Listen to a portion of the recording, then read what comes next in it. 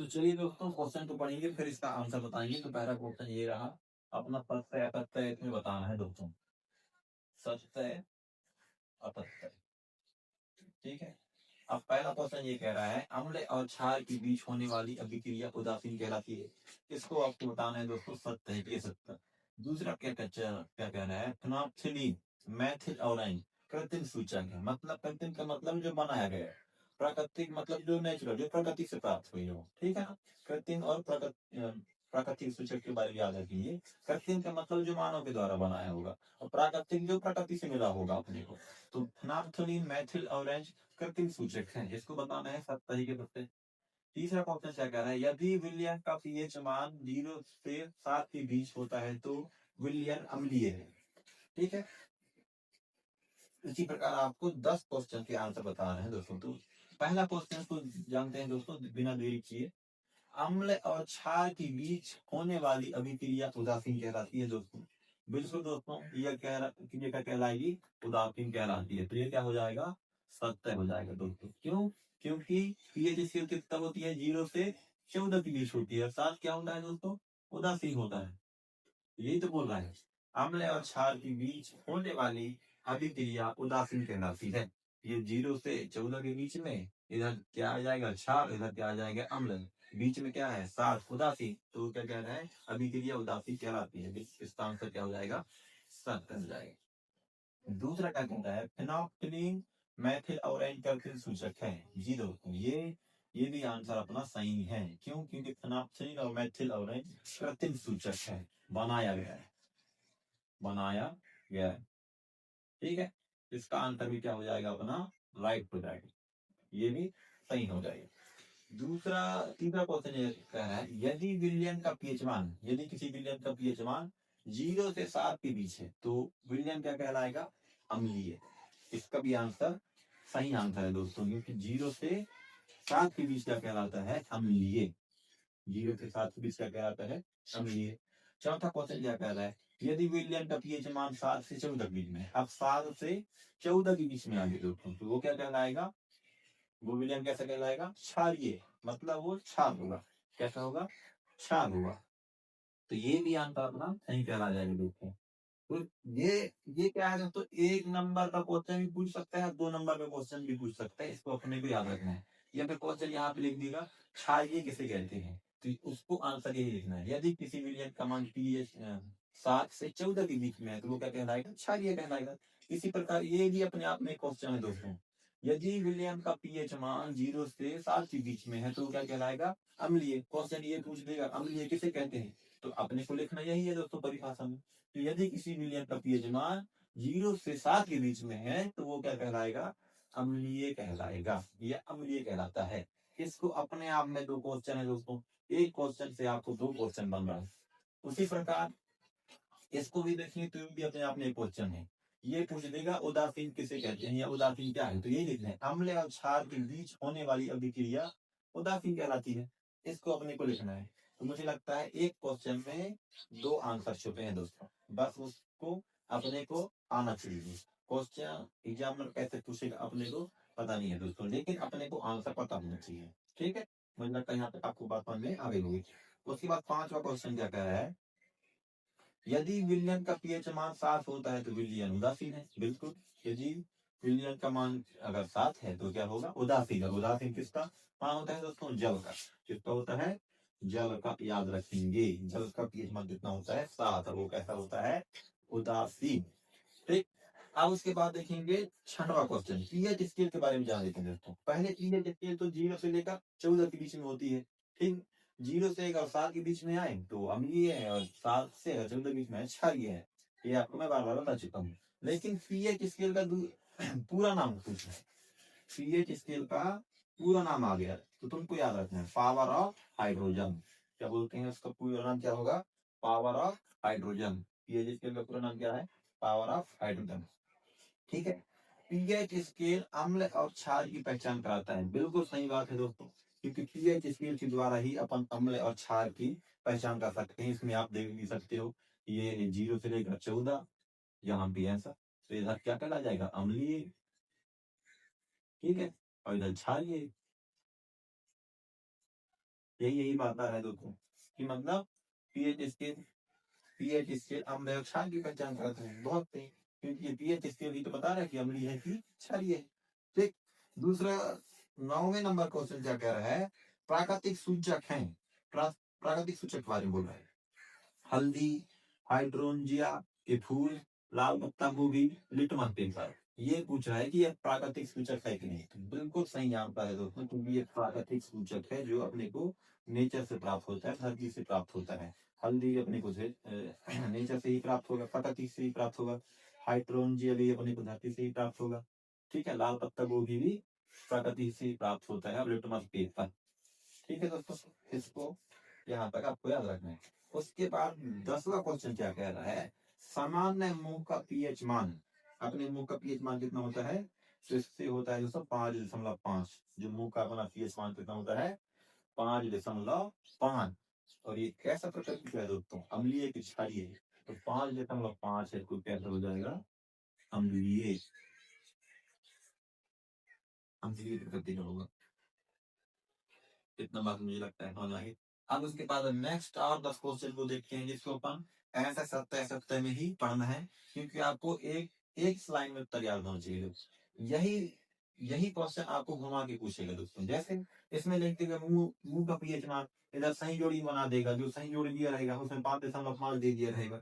या फिर लिख देगा तुमको प्राकृतिक सूचक किसी एक का नाम दे देगा, जैसे हाइड्रोजन का दे देगा, लाल पत्ता गोभी का दे देगा, लिटमस पेपर का दे देगा। तो अपने को ये पता होना चाहिए, जैसे पीएच स्केल अम्ल और क्षार की पहचान करता है, जहाँ पीएच स्केल भी लिख देगा और इस साइड अम्ल और क्षार की पहचान कराता है, ऐसा भी लिख सकता है दोस्तों। तो सभी के लिए अपने को तैयार रहना है। ठीक है। अब उसके बाद आगे पढ़ते हैं, अपन 10 क्वेश्चन और लेके आते हैं, जो सत्य सत्य के रूप में ही पढ़ेंगे, या एक शब्द के उत्तर में ही अपन पढ़ेंगे। तो चलिए, मुझे लगता है यहाँ तक की बात आपको समझ में आ गई होगी। अपन ने लगभग बहुत से क्वेश्चन तैयार कर लिए, तो अपन नेक्स्ट फिर सत्य सत्य के रूप में फिर पढ़ेंगे।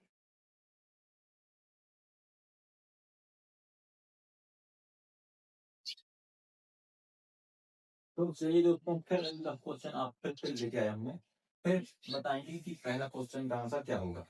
तो पहला क्वेश्चन क्या कह रहा है, पीएच स्केल की खोज फ्लोरेंस सर ने की थी। तो दोस्तों आपको बताना है पीएच स्केल की खोज क्या फ्लोरेंस सर ने की थी।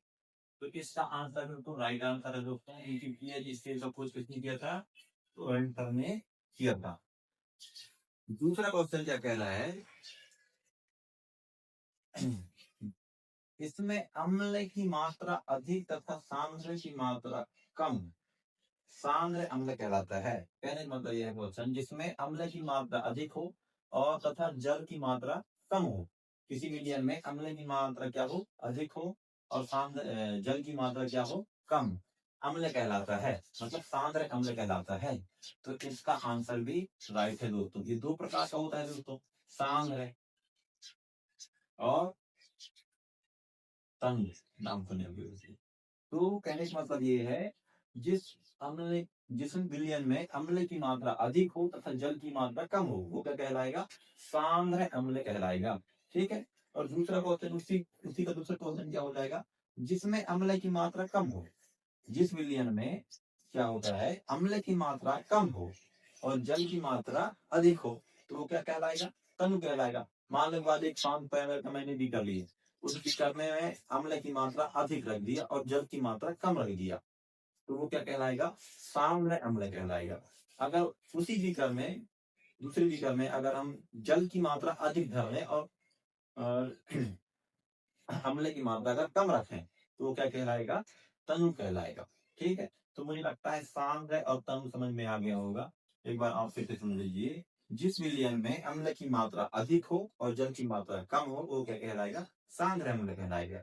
और जिस विलयन में जिसमें जल की मात्रा अधिक हो और अम्ल की मात्रा कम हो, तो वो क्या कहलाएगा, तनु कहलाएगा। आप किसी विलयन में अगर जितना ज्यादा पानी मिलाएंगे, अम्ल में जितना ज्यादा पानी मिलाएंगे और उसमें पानी मिलाते जाएंगे, तो वो क्या कहलाएगा, तनु कहलाएगा, उसकी क्वालिटी उतना अच्छी नहीं रहेगी। ठीक। अब उसके बाद चौथा क्वेश्चन देख लेते हैं, लाइफ जूस, लाइफ जूस अम्लीय प्रकृति की है। सब ये lime juice, lime lime juice juice अम्लीय प्रकृति की है। तो ये इसका आंसर भी क्या हो जाएगा दोस्तों, सत्य है। ठीक है। जो लाइम ब्लू होता है वो क्या प्रकृति का होता है, अम्लीय प्रकृति का होता है। पांचवा क्वेश्चन क्या कह रहा है, जिप्सम को 373 केल्विन पर गर्म करने पर निर्जलीकरण के फलस्वरूप पीओपी प्राप्त होता है। इसका आंसर भी सही है। क्या कह रहा है, जिप्सम को 373 केल्विन पर गर्म करने पर निर्जलीकरण के फलस्वरूप पीओपी प्राप्त होता है। पीओपी का मतलब होता है दोस्तों plaster of Paris, plaster of Paris. ठीक है दोस्तों, इसका उपयोग जान लीजिए दोस्तों, प्लास्टर ऑफ पेरिस का उपयोग ये टूटी हड्डियों को स्थिर जोड़ने के लिए किया जाता है, मूर्ति खिलौने बनाने के लिए किया जाता है। ठीक है, प्लास्टर ऑफ पेरिस का उपयोग, इसका उपयोग भी पूछ सकता है दोस्तों। इसका उपयोग क्या हो जाएगा, टूटी हड्डियों को जोड़ने में किया जाता है। ठीक है, उसके बाद खिलौने मूर्ति बनाने में भी इसका उपयोग किया जाता है। ठीक है, उसके बाद क्या कह रहा है, छठवां क्वेश्चन, जिप्सम का रासायनिक सूत्र। क्या दोस्तों, जिप्सम का रासायनिक सूत्र CaSO4.2H2O, कैल्शियम सल्फेट भी कहा जाता है। इसका आंसर आप लोग बताएंगे दोस्तों, क्योंकि जिप्सम को, जिप्सम का रासायनिक सूत्र क्या होता है, ये आंसर भी सत्य है। क्यों, क्योंकि जिप्सम का सूत्र ही होता है CaSO4.2H2O, जिसे अपन, इसे रासायनिक नाम कैल्शियम सल्फेट के नाम से जानते हैं। इसका रासायनिक क्या नाम क्या होगा, कैल्शियम सल्फेट भी कहा जाता है। या तो तुमसे कैल्शियम सल्फेट का भी अगर सूत्र पूछता है तो यही लिखना है तुमको दोस्तों। अगर तुमसे जिप्सम भी पूछता है तो यही वाला सूत्र लिखना है। इसका रासायनिक नाम क्या हो जाएगा, कैल्शियम सल्फेट, CuSO4.2H2O। ठीक है, जिसे जिप्सम का रासायनिक सूत्र है। दूसरा, सातवां क्वेश्चन क्या कह रहा है, पीओपी का पूरा नाम प्लास्टर ऑफ पेरिस है। क्या पीओपी का पूरा नाम प्लास्टर ऑफ पेरिस है? जी हाँ दोस्तों, इसका पूरा नाम क्या है, प्लास्टर ऑफ पेरिस। मैं यहाँ आपको बता देता हूँ, पीओपी का पूरा नाम क्या है, प्लास्टर ऑफ पेरिस। ठीक है, सोडियम कार्बोनेट का उपयोग, जो सोडियम कार्बोनेट का उपयोग होता है, इसे बेकिंग सोडा भी बोलते हैं, याद रखना दोस्तों, बेकिंग सोडा। ठीक है ना, तो इसका उपयोग पूछ रहा है। साफ कांच एवं साबुन उद्योग में होता है, बिल्कुल इसका राइट आंसर क्या है, कांच एवं साबुन उद्योग में भी होता है। दूसरा क्या होता है, बेकरी उद्योग में, बेकरी उद्योग में, इसको भी याद रखेंगे। ये तुमसे 2 नंबर का क्वेश्चन पूछ देगा कि सोडियम कार्बोनेट के 2 उपयोग बताइए। तो पहला उपयोग क्या है, कांच एवं साबुन उद्योग में होता है। दूसरा क्या हो जाएगा, बेकरी उद्योग में हो जाएगा। ठीक है, उसके बाद देखना दोस्तों, ये वाला क्वेश्चन, व्यंजक चूर्ण जल की शुद्धिकरण में होता है। व्यंजक चूर्ण को क्या जल की शुद्धिकरण में उपयोग होता है, बिल्कुल सही दोस्तों, क्योंकि व्यंजक चूर्ण को ही अपन ब्लीचिंग पाउडर बोलते हैं। जो बरसात के मौसम में देखना, जो कुआं रहता है बावड़ी, उसमें बरसात के मौसम में कीड़े हो जाते हैं, तो उसमें कीड़े को मारने के लिए अपन व्यंजक चूर्ण का उपयोग करते हैं, जिसे ब्लीचिंग पाउडर भी बोलते हैं, जो जल की शुद्धिकरण में किया जाता है। देखना बरसात के मौसम में गांव गांव में लोग जो आशाकार करता रहते हैं, वो गांव गांव में जिसके पास में उसको ब्लीचिंग पाउडर देते हैं, फिर उस ब्लीचिंग पाउडर को जल में घोल के कुएं में डाल देता है, जिससे जल की शुद्धता दूर की जा सकती है, ये हो जाती है। ठीक है, इसी का रासायनिक सूत्र ये है CaO2। इसका रासायनिक सूत्र भी नाम याद रखेंगे दोस्तों इसको। ठीक, उसके बाद देखना, सोडियम बाइकार्बोनेट का उपयोग, सोडियम बाइकार्बोनेट का उपयोग किसके रूप में होता है, अग्निशामक के रूप में होता है। ये इसका राइट आंसर है। सोडियम बाइकार्बोनेट का किसके उपयोग होता है, अग्निशामक के रूप में किया जाता है। मोस्ट इंपोर्टेंट क्वेश्चन देखेंगे तो उसमें 11 नंबर, प्याज का रस, वेनिला, लौंग का तेल, 3 नाम पूछा है, प्याज का रस, वेनिला, लौंग का तेल, तीनों नाम आपको याद रखना है दोस्तों। ये कौन से सूचक कहलाता है, तो ये गंधीय सूचक कहलाते हैं दोस्तों। कौन से सूचक कहलाते हैं, गंधीय सूचक कहलाते हैं। ठीक है, उसी प्रकार इसको देखेंगे, धावन सोडा का सूत्र है, ये आप लोगों को कमेंट में बताना दोस्तों। लेकिन 11 नंबर क्वेश्चन याद रखेंगे दोस्तों, क्योंकि ये वाला क्वेश्चन आपको सही जोड़ी सत्य सत्य खाली स्थान में दे देगा। ये फिर लिख देगा गंधीय सूचक निम्न खाली स्थान है, तो आपने को 3 नाम याद रखना है। प्याज का रस, प्याज को देखना हमेशा, अगर प्याज को काट के देखना है उसमें गंध आएगा ही आएगा। ठीक है, वेनिला और लौंग का तेल, ये किसमें आते हैं, गंधीय सूचक। अब आपके लिए लास्ट क्वेश्चन ये है दोस्तों, धावन सोडा का सूत्र बताना है कमेंट में। और ये वीडियो कैसी लगी जरूर कमेंट करके बताइए। आई होप आपको समझ में आया होगा। और यहाँ का अपना पाठ अध्याय 2 कंप्लीट होता है, जो पूरे अपन ऑब्जेक्टिव क्वेश्चन को अपन कंप्लीट कवर कर लिए हैं। अब अपना क्वेश्चन बचा है 2 नंबर का और 4 नंबर का बचा है। अब इसके बाद अपन नेक्स्ट वीडियो में पढ़ेंगे धातु एवं अधातु। मुझे लगता है यहाँ तक बात आपको समझ में आ गई होगी। अगर